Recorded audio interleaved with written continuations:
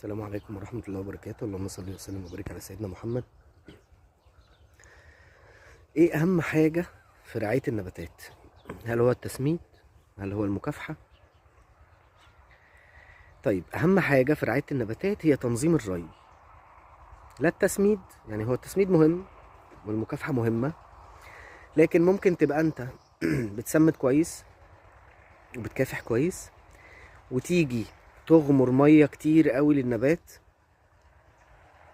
والنبات يشرب والتربة تبقى رطبة قوي قوي قوي ومدة طويلة، تبوظ كل اللي انت عملته والزرع يموت.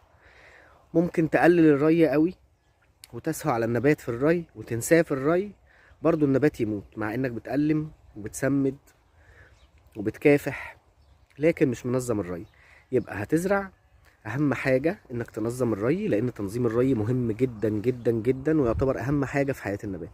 والسلام عليكم ورحمة الله وبركاته.